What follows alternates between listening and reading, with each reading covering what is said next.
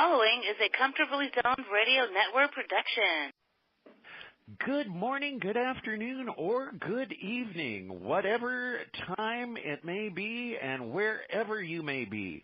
Welcome to another edition of Ask Claire along the Comfortably Zoned Radio Network. And this is a program where I talk about all kinds of interests and passions of mine with all kinds of great and interesting people.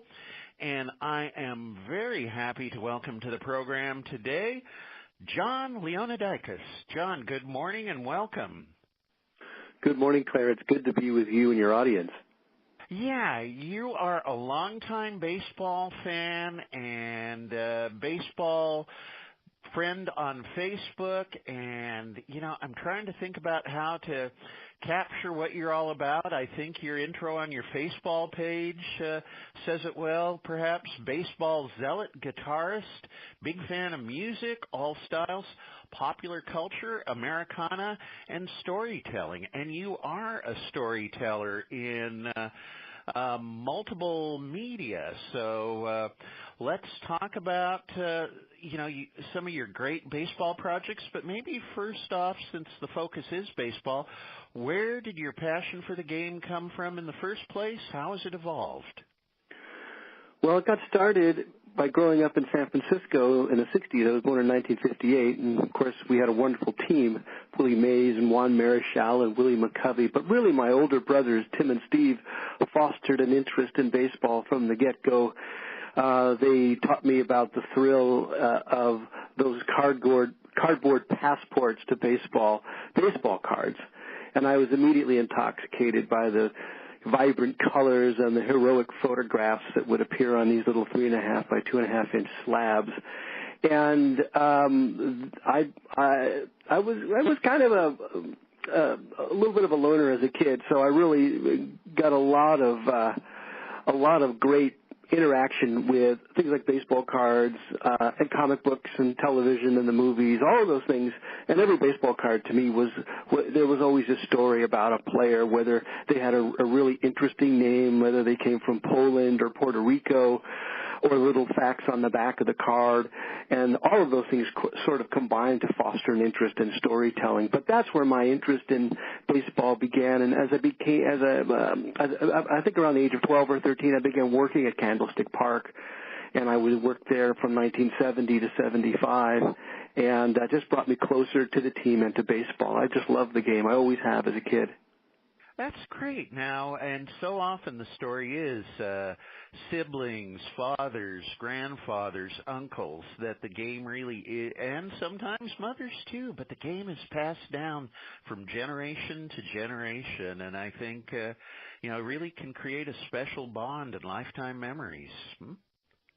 You're absolutely right. Unfortunately, I think today's game is in a lot of trouble because they're losing fans, and the core fans are folks around our age, white, 57 and older, yep. And the Major League game is really having trouble attracting another generation, a very important generation, millennials, and they're having trouble attracting women. Women only comprise 30% of fans to the game, and they're having trouble attracting fans of color, which only account for 17% of fans of the game. So it's very important that kids play the game as youngsters, and for parents to pass along the beauty and wonder of the world's greatest game, baseball. Regardless of what happens with Major League Baseball, it will always be a great game.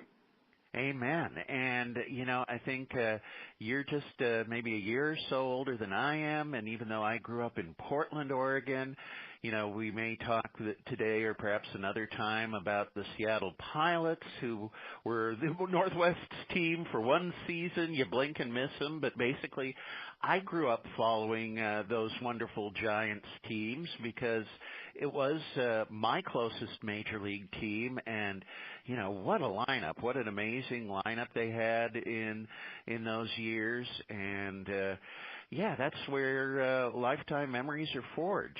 So let's talk about your professional evolution now and some of your many wonderful baseball projects.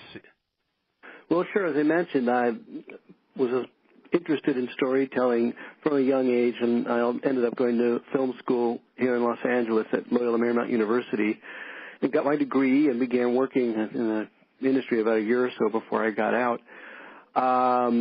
And have had a long career as I became a producer in 1985, and so I've been producing for over 30 years on a variety of projects, and lots of wonderful experiences working on projects for Universal Studios, and many, many years of working with Walt Disney Imagineering. That's the division of the Disney company that designs and implements the attractions at Disney theme parks worldwide. And that was a wonderful experience, and they're still one of my clients.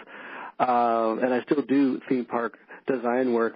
But at a certain point, like many of us who are on the back nine of life, so to speak, you look in the mirror one day and you say, well, what do you want to do with the rest of your life?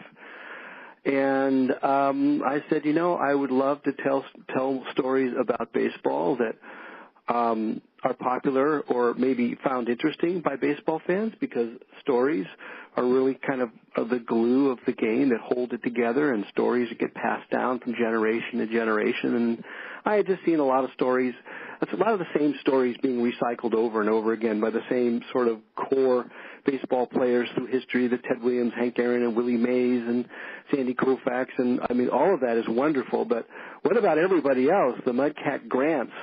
The female umpires like Perry Barber and the women who play in the All-American Girls Professional Baseball League, they all have amazing stories to tell, and nobody was telling them. So I evolved into that. I made a film about the 1989 World Series earthquake game, which I happened to be at. And I wanted to record my first World Series game because my team, the Giants, was playing the A's. And, I brought my still camera, and I borrowed my dad's video camcorder, and basically started telling one story, which took a giant left turn when the earthquake struck at 5:04 p.m., and just continued to cover that story because I stayed there the intervening 10 days between the time the game got restarted again. So I realized I had a really great 3-act story to tell, so I put that together, and I really enjoyed it. And then after I finished that, I had worked with, just prior to that, I'd helped a friend of mine, Denny Tedesco, work on a film about his father and some of the people he worked with. And these were all some of the finest studio musicians in Los Angeles who were better known as the Wrecking Crew.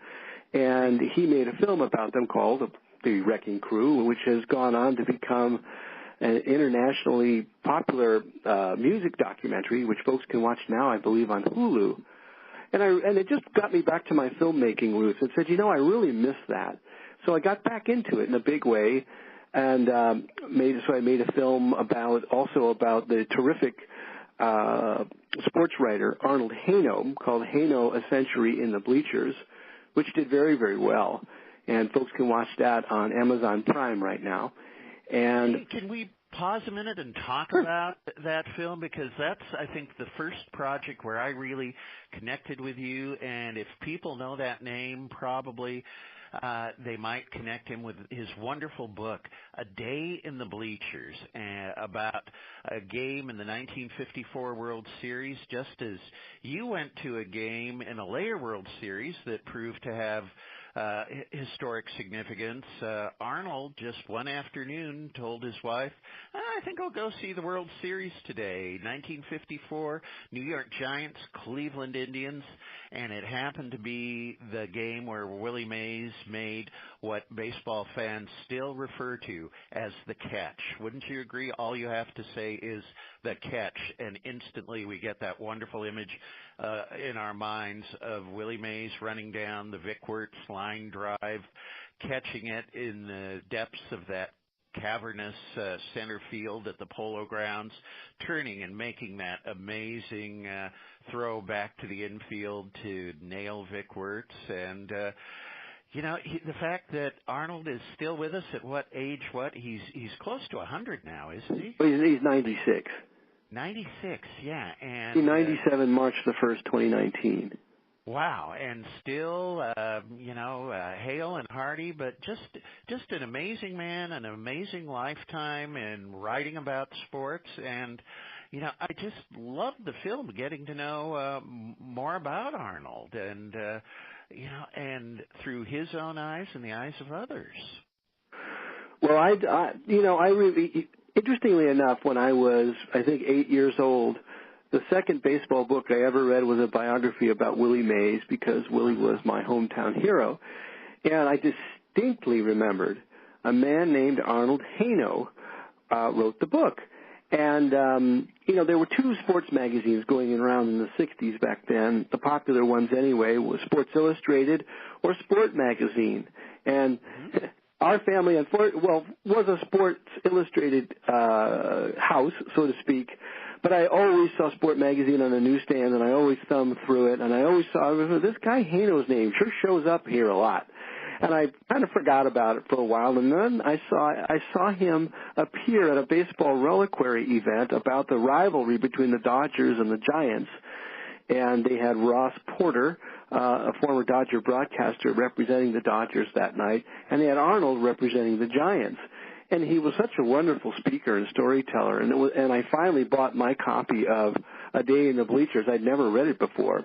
And, of course, I read it, and it's just the most visceral account I think you'll ever read of a baseball game, which happened to be a remarkable game, as you mentioned. But you can smell the peanuts and the beer and the cigar smoke coming up from the pages. And it's, of course, beautifully written. He's such a tremendous author.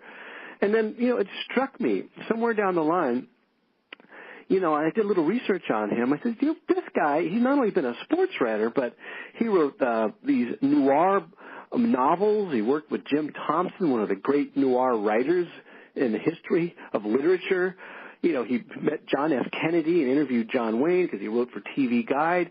So he had met all of these remarkable people from American popular culture, including Babe Ruth in 1933. He saw Ruth pitch his last game as a Yankee. And I said, nobody's ever sat this guy down in front of a camera and talked to him.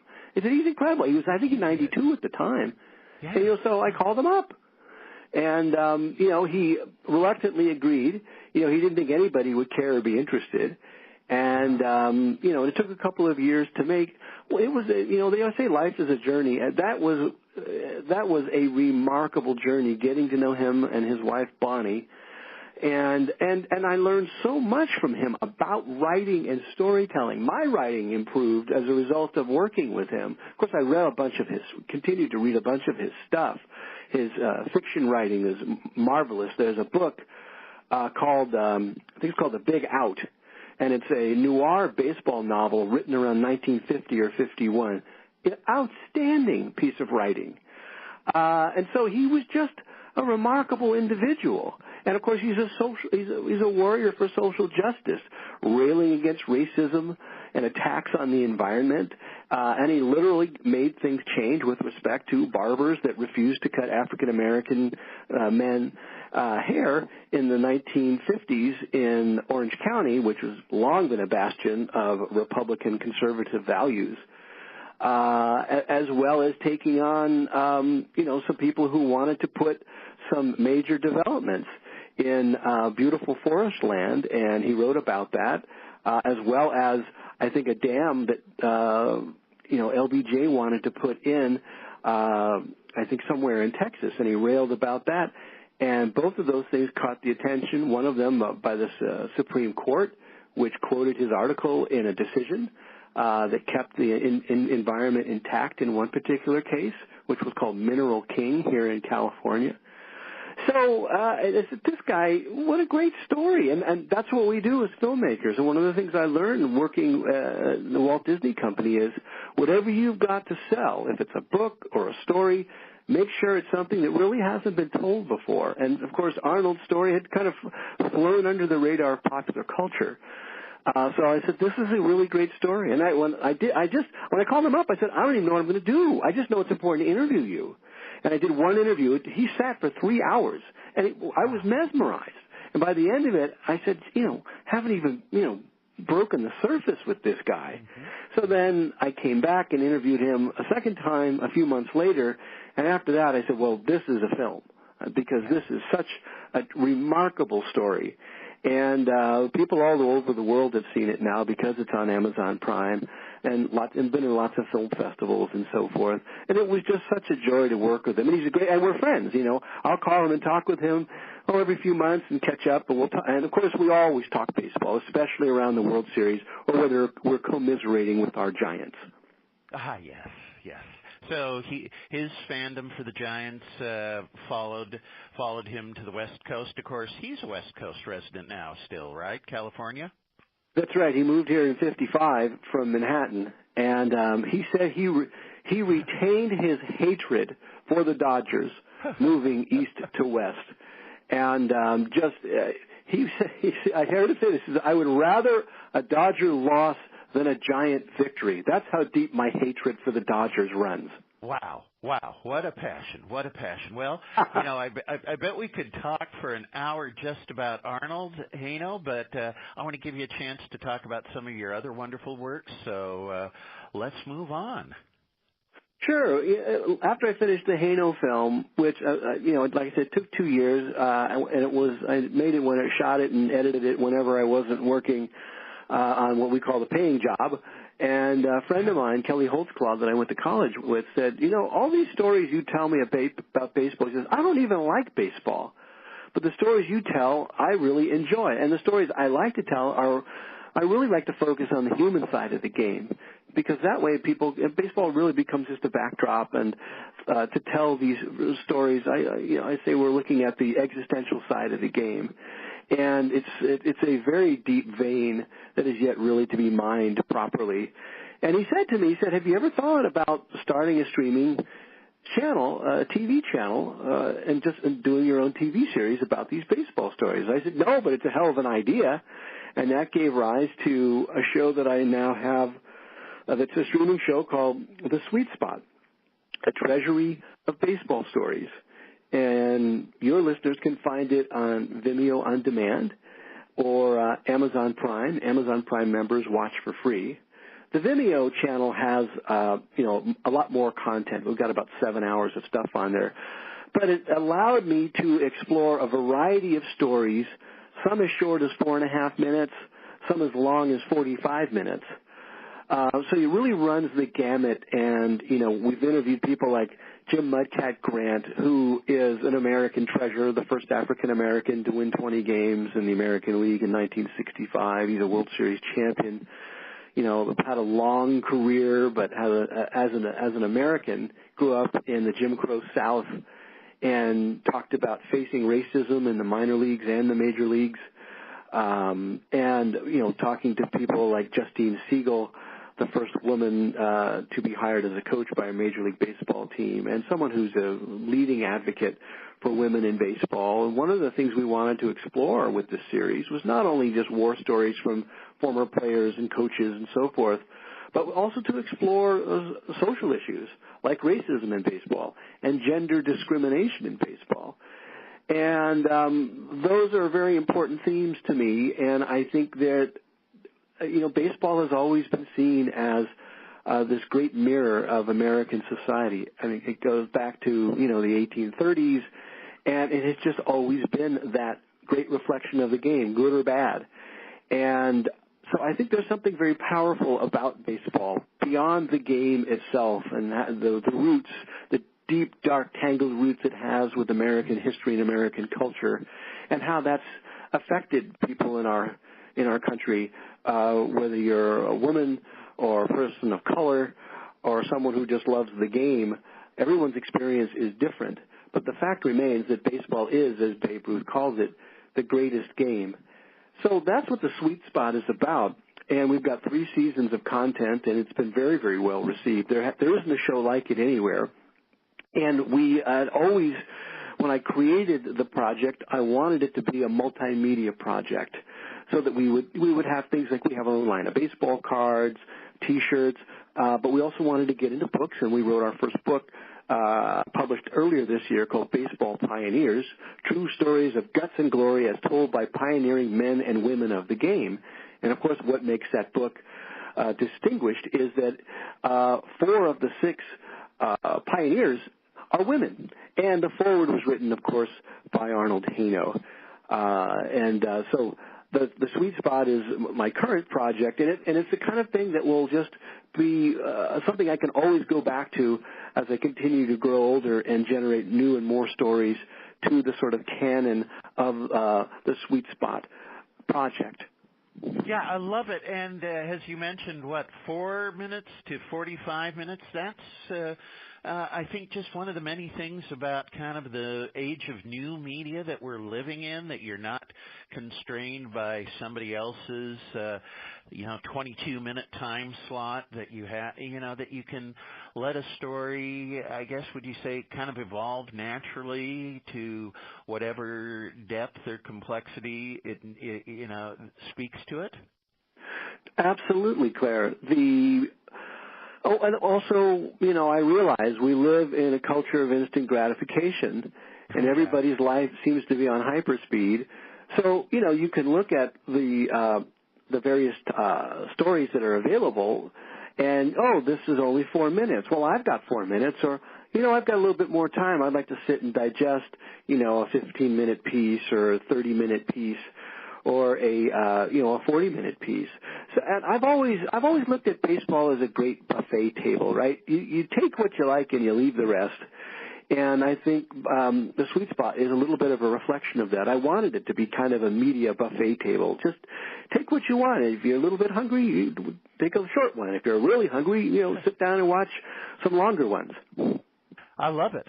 And let's talk about, you briefly mentioned in passing earlier, the Baseball Reliquary. And for folks who love the game who aren't familiar with the Reliquary or your wonderful film about it, let's talk about that, please.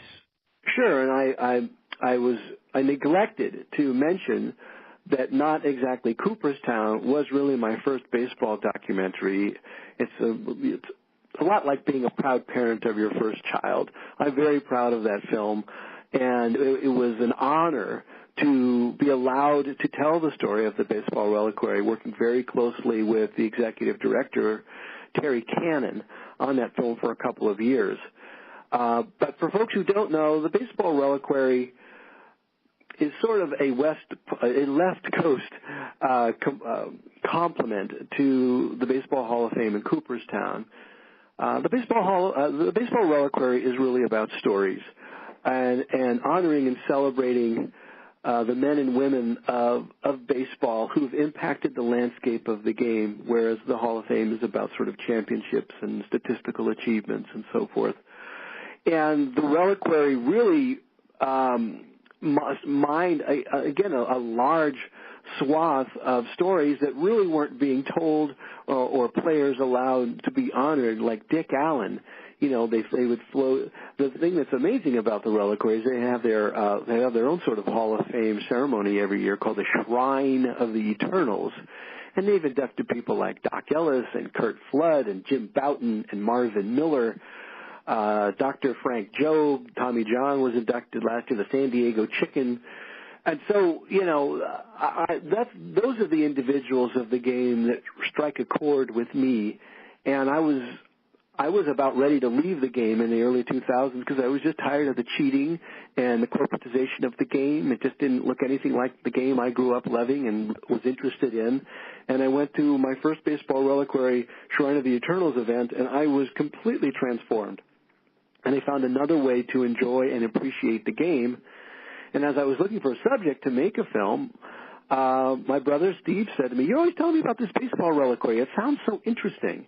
And I think the Baseball Reliquary is something that's experiential. It's hard to write about it and really have people sort of grok what it's about. But I think a visual medium was perfect for it. And it's become sort of a cult film.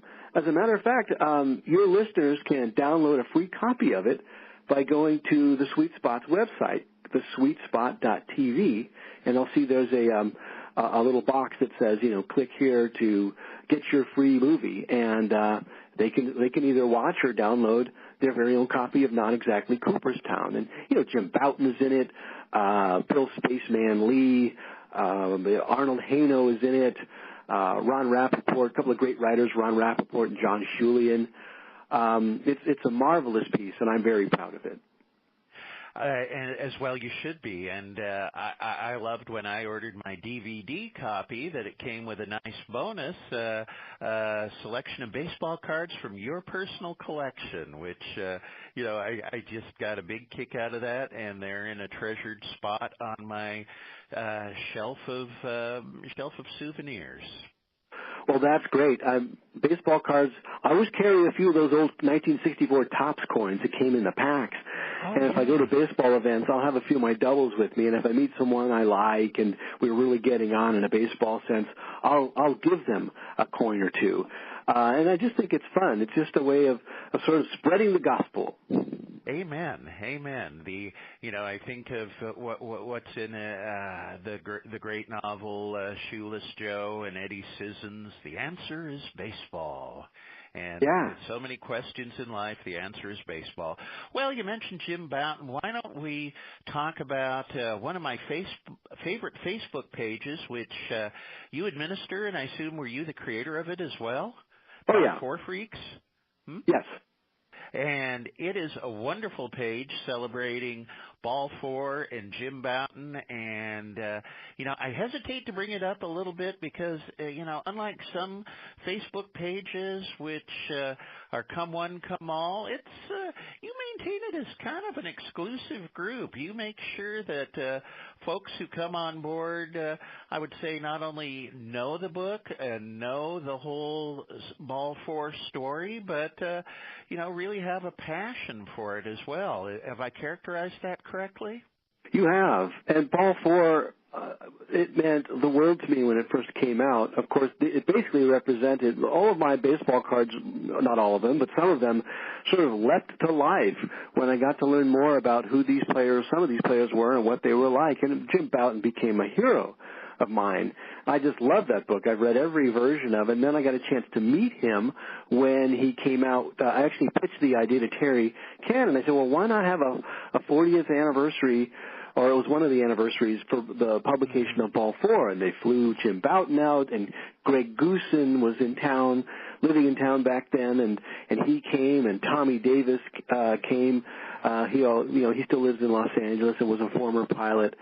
And it was an amazing day. It was like a symposium on Ball 4, and the place was absolutely mobbed. People were standing 10 deep in the hallway, craning their necks just to see through the doorway. And so, and I got a chance to meet him, and we went to dinner and talked with him. I got to know him a little bit more, and he was just such a really nice guy. And he was, sometimes you're afraid to meet your heroes because they might not measure up to your expectations, but Jim did, and all, absolutely. And he was kind enough to include me in the last version of the book that came out, which I had no idea of. So Jim Bouton and Ball 4 are very, very important to me, and I discovered it's very, very important to a lot of other people. And I belong to this group called Baseball Freaks, and they've sort of branched off, and some of those people have done they do rock and roll freaks, and there's guitar freaks. I said, well, we need a Ball 4 Freaks page. And so we keep it to about 200 or so. There's a lot of people, I think there's a good 100 or so that are banging on the door to get in, but I think it is important to keep it exclusive. And it's marvelous. It's the culture of Ball 4, the sort of respect for humankind, but also a lot of irreverent humor, some sophomoric sort of clubhouse humor, and popular cultural references that only people who are between the ages of 50 and 65 might get. And just a lot of good and camaraderie, all of those things combined to make it kind of a singular experience. Anytime I feel down, I go to that page and I just read what everyone's posting there, and it puts a smile on my face. Me too. And I've got to say, of course, it's one of the great books in my life, and one of the few books that I've read multiple times, and I remember vividly, of course, is probably about a 13-year-old reading it for the first time. The thing that stuck with me the most was kind of the risque behavior, finding that grown men who were famous ball players also kind of behaved like mischievous kids. But then the very last time I read it, I saw it as an interesting allegory on the mindlessness and conformity of corporate America and the players rebelling against that. It's one of those books which you might not think on the surface, but really you can take different things away from it in multiple rereadings. And the time in which it took place, the 60s, or certainly the end of the 60s, which was, a huge historical decade of turmoil and change in our country, it just added to the backdrop for this story, which, I think it was David Halberstam said, it's much more than a baseball story. It really strikes deep in the American vein. Oh, very true, very true. Well, Jon, we're coming to the end of our half hour. Any final thoughts, final words? It's been a joy talking with you. My pleasure. I just want to let your listeners know that I do a series of live screenings around the country, and I've got some coming up in San Francisco. February the 10th, we're going to be showing films about African Americans in baseball at the San Francisco Public Library.